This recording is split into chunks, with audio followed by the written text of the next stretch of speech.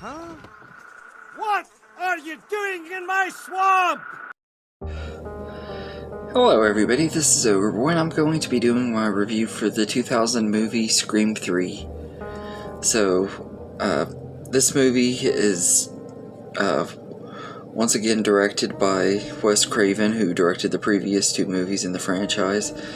And in this movie, a new Ghostface killer has started killing off people in Hollywood around the set of the latest Stab movie, which is a movie within the movie franchise that's based on the events of the movies, if that makes sense. It's like the first one was based on Gail Weathers' book and everything.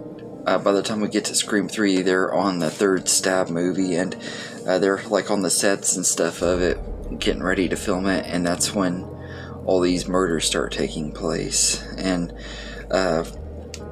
we find out a big history about what the entire connection to this trilogy, like what started the whole thing with Billy and Stu and everything. This new killer has a really deep connection to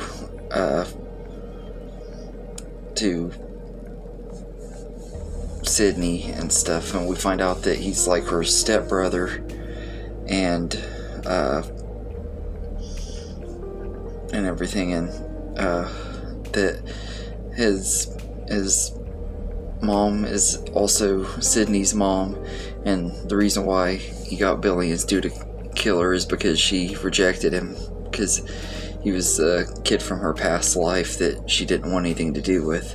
And it just changes the whole perspective of the first two movies and everything. Like, there are things about this that I really like. I thought that was a really cool way to wrap up this story, which was supposed to be ending with the trilogy and everything. I thought that was kind of an interesting take, but it takes a long time to get to that part of the movie and everything. And this is a kind of hard movie to get through, because you got a lot of new characters that just are not very likable.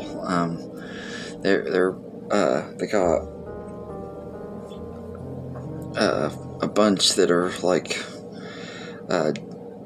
actors and stuff that are portraying the characters and stuff, and Parker Posey plays the one that the actress Jennifer Jolie, who is supposed to be playing Gail in Stab 3, and she's just very, very annoying. And I think Gail is kind of an annoying character anyway, although this one I don't think she's as bad. And this one in Scream 4, I actually had kind of started to like Gail in and everything, but I thought she was fine in this movie. But Parker Posey's character is just very annoying. She does a good job playing the character, but she's kind of this cocky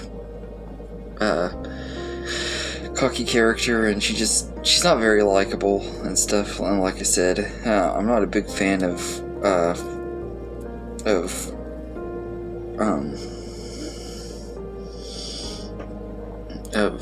Gail either, but I think she's a lot better written in this. And the other characters are just kind of there to be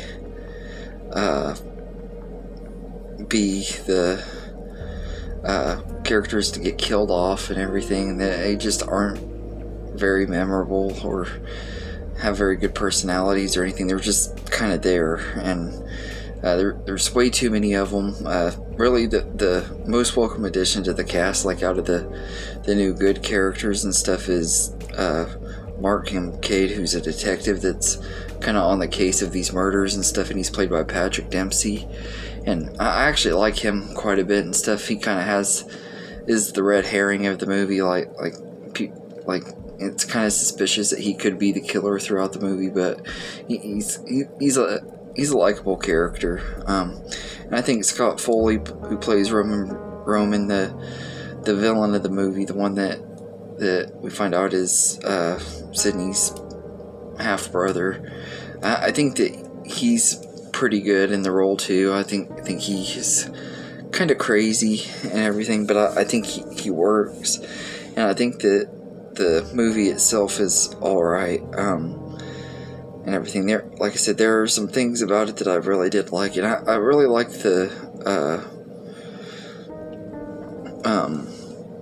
I like the voice changer thing that they have in this. Like, it has a new voice changer where they can make Ghostface's voice sound like anybody and everything, and it's a good way to trick people throughout the movie. I thought that was kind of an interesting new little take that you don't see it go anywhere in Scream 4. Scream 4 kind of ignores a lot of stuff that happens in this movie and everything. I think part of that is because Kevin Williamson didn't come back to write it, and him not writing it is very noticeable, because you can just tell that it doesn't have that same feel of those first two movies or the fourth one. Like, it doesn't feel like it fits in there. It feels like a standalone movie in a lot of ways.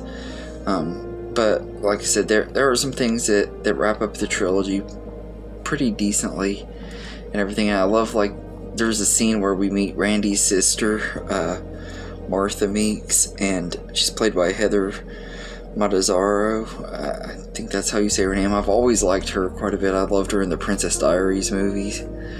I think she's in the second one a little bit, but she's in the first one quite a bit. She plays Anne Hathaway's best friend in the Princess Diaries. I loved her in that, and I loved her as Martha Meeks and the very little bit of screen time we get her in.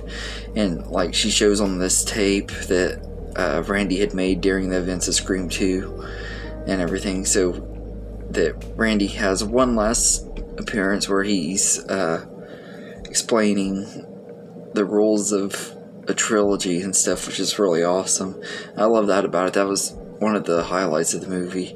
But a lot of the meta humor in this one just doesn't land as well as it did in the first two movies. It just, and the dialogue isn't as well written and everything. And like, it just, you can tell this movie was missing something that the other Scream movies have and everything. It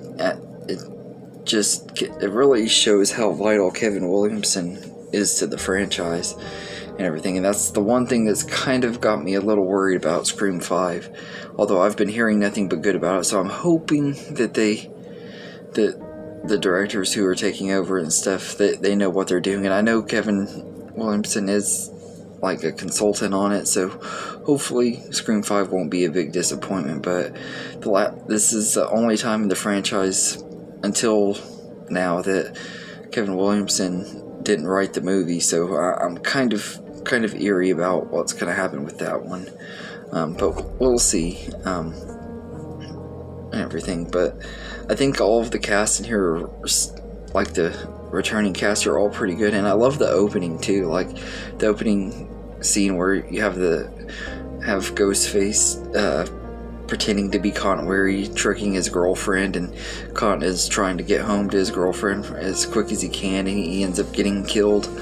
I thought that was kind of cool, and Cotton is one of those characters that I just am not a big fan of, so him getting killed in the beginning of this movie actually didn't really bother me, because he kind of got on my nerves a lot in the last movie, and he was starting to get on my nerves in this one. Just his cockiness and the way he's talking to multiple different women on the phone, and he's just using all of this stuff for fame and being kind of a jerk and everything. Even though he isn't necessarily a bad guy, he just isn't a very likable character, if that makes sense. I've never been a big fan of Cotton Weary, so his death was one of the ones that I kind of welcomed in this franchise.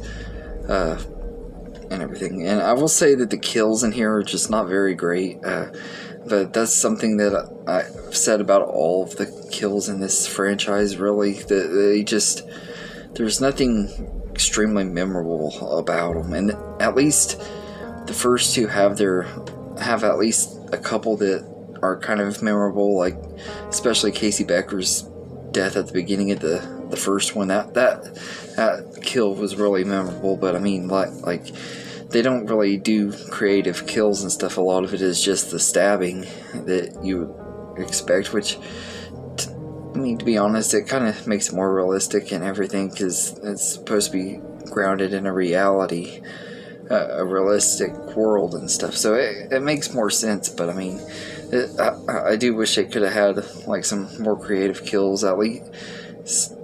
Because like I said, the other two did have a few and everything, especially that scene in the second one with the cop. That had some pretty good, unique kills in it. And Tatum's death in the first one was, even though it's not a very realistic kill, it was still a unique one, where she's getting killed with the garage door. But this one don't really have any that stand out. There's a scene where this house explodes, which is very random and stuff for a Scream movie, but I think some of the characters might have died in that, but I mean, it's not anything super memorable, and I just wish that the kills would have been done a little bit better. But all in all, I think this movie is alright. It has a lot of pacing issues too. I feel like it's a little too slow. The movie's almost 2 hours. I think they could have cut it down maybe 10-15 minutes of it, and it would have been a little bit better. It just isn't the best. It has some cool cameos too, like there's a cameo from Jay and Silent Bob, which is very weird and out of place, but also somehow it doesn't run the movie. It's very weird. It's like does it mean Scream takes place in the View Askew universe? I don't really understand how that works, but it was cool that they had a little cameo in here, because Wes Craven and Ghostface had an appearance in Jay and Silent Bob Strike Back a year later, and everything is Kevin Smith's way of paying them back, I guess. But I thought that was a cool little cameo, and Carrie Fisher's cameo was pretty cool. So there are some things that I like about it and everything, but there's also this really weird little subplot about Sydney's mom and one of the producers and stuff that is kind of eerie and stuff, watching it now, knowing that Harvey Weinstein helped make this movie, and like this producer is a big creep and stuff, and it's pretty much what Harvey Weinstein is and everything. I thought that was kind of a weird thing that I never really noticed it until I watched it this time, because I hadn't seen it in a few years, so I hadn't really thought about it. And I forgot that the Weinsteins even helped make the Scream movie, so it's kind of an eerie little thing that happens in this movie, is they talk about him being a creep and how producers take advantage of women and stuff. It's like, yeah, so pretty much that felt like Harvey Weinstein was tooting his own horn a little bit. But yeah, so I'd say I'd give Scream 3 a 6 out of 10. It's an alright movie, but it's definitely a big step down compared to the first two movies, and I don't think it's as good as Scream 4 either. It just is it's the one movie in the franchise that I can handle watching it when I'm watching the franchise, but it's not one that, if it'd be the last one I'd want to watch if I'm just picking a Scream movie to watch. I'd go for any of the other ones over this one. It just isn't very, very great. It's not terrible. There are way worse horror sequels out there. I think the Child's Play franchise and the Texas Chainsaw Massacre especially, and even Halloween, they have worse sequels than this, but it just isn't a very great movie to me. And everything. It's the only Scream movie that I think isn't very good. The rest of them I think are all pretty solid movies and stuff. Solid, fun movies. This one it could have been so much better. And it had a lot of good stuff and good, interesting things in this movie that just kind of, especially like in the third act, but like the first two acts of the movie just are not as good. And it takes it down a lot. And like I said, without Kevin Williamson, the writing just is not as good and everything. So, but anyway, let me know in the comments what you think of Scream 3.